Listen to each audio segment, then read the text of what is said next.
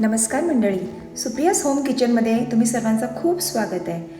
आज मी तुमच्यासाठी खास घेऊन आलेली आहे आम्रखंडची रेसिपी, जे तुम्ही घरच्या घरी खूपच सोप्या पद्धतीनं बनवू शकाल.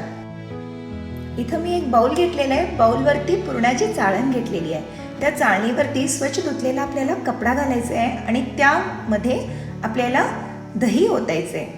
आणि हे जे दही आहे आपल्याला घट्ट या कपड्यामध्ये बांधून ठेवायचं आहे. तुम्ही बघू शकताय मी घट्ट गाठ बांधलेली आहे.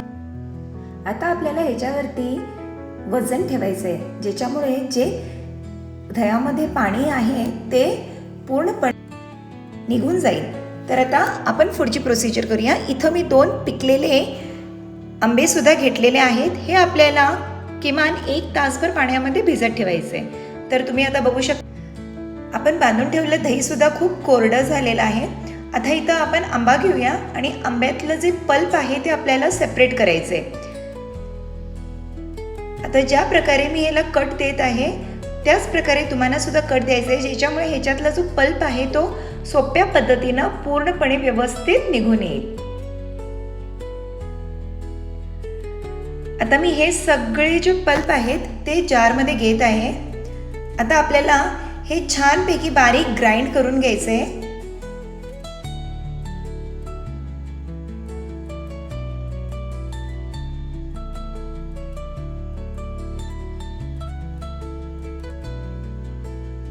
इथं दोन्ही आंब्यांचे जे पल्प आहेत ते मी काढून घेतलेले आहेत. आता मी मिक्सरला हे बारीक करून घेत आहे.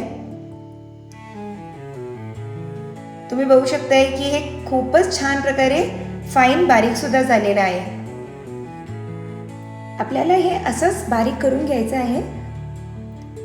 आता मी हे जे दही आहे ते बाउलमध्ये घेत आहे का आपल्याला हे छानपैकी सगळ्यात आधी फेटून घ्यायचं आहे. सुरुवातीला हे खूपच दाट असतं आणि फेटताना सुद्धा जरा जड येते, तरी सुद्धा आपल्याला कंटिन्युअसली हे सावकाशपणे फेटून घ्यायचं आहे.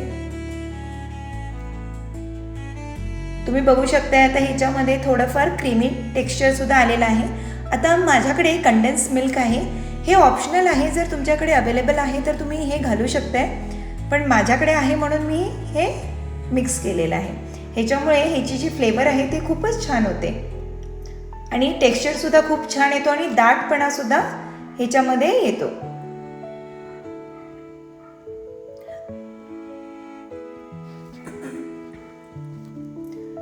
आता हे कंडेन्स मिल्क सुद्धा आपल्याला छानपैकी फेटून घ्यायचं आहे. आता मी ह्याच्यामध्ये हनी सुद्धा ॲड करत आहे. हनीमुळे सुद्धा ह्याचा टेस्ट खूपच छान होतो. आणि आपण आता हनी सुद्धा घातल्यावरती हे सर्व जे जिनस मी ह्याच्यामध्ये घातलेले आहेत इन्ग्रेडियंट्स ते आपल्याला छानपैकी मिक्स करून घ्यायचे.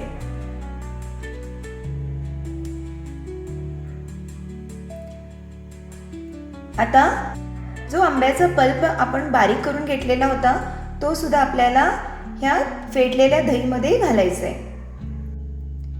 रेसिपीला अजिबात मध्ये स्किप करायला जाऊ नका, का मी स्टेप बाय स्टेप आम्रखंडची पूर्ण प्रोसिजर ह्याच्यामध्ये तुम्हाला दाखवलेली आहे. आता आपल्याला हे सर्व काही जे जिनस आहे व्यवस्थितपणे एकजीव करून घ्यायचं आहे. तुम्ही बघू शकता की ह्याचा कलर सुद्धा किती छान आलेला आहे. आपल्याला हे कंटिन्युअसली असंच मिक्स करायचं आहे. तुम्ही बघू शकता याला किती क्रीमी टेक्स्चर सुद्धा आलेला आहे. आता चला ह्याच्यामध्ये इन्ग्रेडियंट्स ॲड करूया.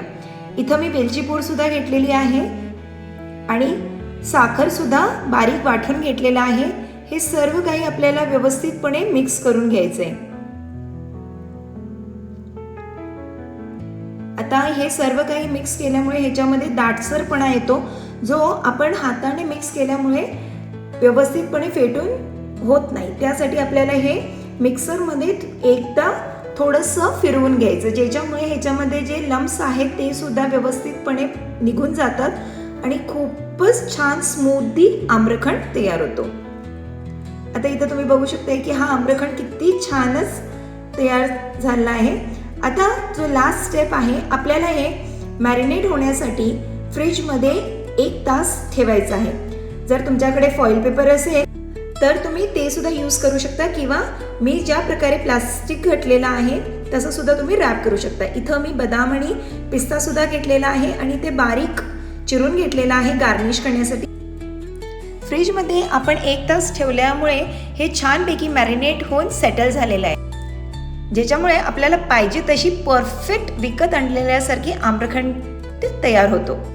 जर तुम्ही स्टेप बाय स्टेप अशाच प्रकारे आम्रखंडची ही रेसिपी घरच्या घरी तयार केला तर तुम्हाला विकतसुद्धा आणायची काही गरज नाही आहे. आणि आता मार्केटमध्ये इझिली आंबेसुद्धा अवेलेबल आहेत, तर तुम्ही ही रेसिपी नक्की ट्राय करा आणि मला कमेंटमध्ये शेअर करा. अशाच नवीन नवीन रेसिपींसाठी चॅनलला लाईक, शेअर, कमेंट आणि सबस्क्राईब करायला विसरू नका. आणि तुमचा केलेला जो आम्रखंड आहे तो कसा झाला आहे तो मला नक्की कळवा. Thank you and enjoy.